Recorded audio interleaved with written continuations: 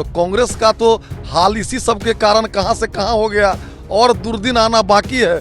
इसलिए विनाशकाले विपरीत बुद्धि है कांग्रेस की। निश्चित रूप से सरकार भी बदली है पीएफआई के समर्थन से। ये तुष्टीकरण की नीति पर चलने वाली सरकार है, देशद्रोहियों को समर्थन करने वाली सरकार है।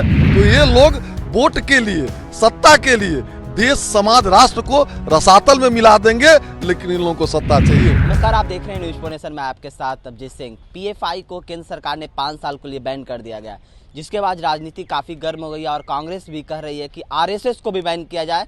पीएफआई और आरएसएस एक ही जैसा है। इसी पे बात करने के लिए हमारे साथ हैं बीजेपी के विधायक हरिभूषण ठाकुर बचौल। सर, पीएफआई को बैन करने के बाद कांग्रेस मांग करी आरएसएस को भी बैन किया जाए। ये कांग्रेस की मानसिकता है। पीएफआई एक उग्रवादी संगठन है, आरएसएस एक राष्ट्रवादी संगठन है जो समाज में राष्ट्रवाद की भावना कूट कूट करके भरती है। पीएफआई सरतन से जुदा की बात करती है। पीएफआई 1947 तक भारत को इस्लामिक राष्ट्र बनाने की बात करती है।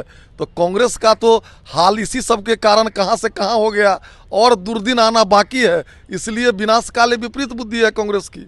लेकिन उनका कहना है कि आरएसएस हिंदू सांप्रदायिकता फैलाती है, इसलिए उसको भी बैन किया जाए। दोनों को कॉम्बिनेशन कर रहे हैं, दोनों पीएफआई और आरएसएस एक ही जैसा कॉम्बिनेशन कर रहे हैं। भारत का राष्ट्रवाद है हिंदुत्व, और हिंदुत्व की बात करना राष्ट्रवाद की बात करना है। यही बोल करके तो मैं पहले कहा जब कांग्रेस मिट्टी में मिल गई, अब जो भी कुछ बचा खुचा है वो भी मिट्टी में मिल जाएगी। तो क्या मतलब कि कांग्रेस का मानसिकता है, मतलब आरएसएस संगठन जो है जो हिंदुत्व फैलाता है और हिंद राष्ट्र की बात करता है, तो आरएसएस अच्छी संगठन है। तो लाल बहादुर शास्त्री से पूछें जो राष्ट्रीय स्वयंसेवक संघ को क्यों कर्तव्य पथ जो उन दिनों राजपथ था उस पर मार्च करने का आदेश दिए थे। राष्ट्रीय स्वयंसेवक संघ किस तरह से समाज में काम करता है। प्रत्येक भारतीय जो राष्ट्रवादी है उसको आरएसएस पर गर्व है। वहीं पीएफआई सरतन से जुदा की बात करती है, इस्लामिक राष्ट्र बने उसकी बात करती है, गजवा हिंद की बात करती है, जिहाद की बात करती है। तो स्वाभाविक है, देखिए ये लोग वोट बैंक के लालच में ऐसा बोलते हैं, तुष्टीकरण नीति के तहत बोलते हैं। इन लोगों का स्पष्ट मकसद है कि हिंदू समाज को जात के नाम पर तोड़ो और मुसलमान का थोक वोट बैंक प्राप्त कर लो, भले ही वह देशद्रोही संगठन ही क्यों न हो। इसलिए इन लोगों को, उन लोगों के बातों का कोई मायने नहीं है। भारत देश की जनता, बिहार राज्य की जनता समझ चुकी है और इन लोगों का बुखार धीरे धीरे उतर रहा है। सर, एक लास्ट क्वेश्चन, बिहार में जिस तरह से पीएफआई पर कार्रवाई किया गया है, तो बिहार में पीएफआई पूरी तरह से संगठन फैला रहा था, इस पर आप क्या कहिएगा?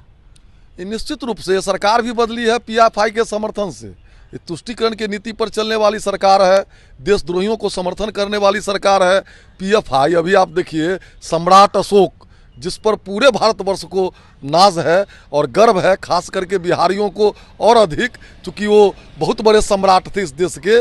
उनके शिलालेख जो 2300 वर्ष पुराना था सासाराम में, उस पर मकबरा बना दिया गया है। एक भी बकार निकला है, एक भी गोली निकली है कांग्रेस, आरजेडी, जदयू से?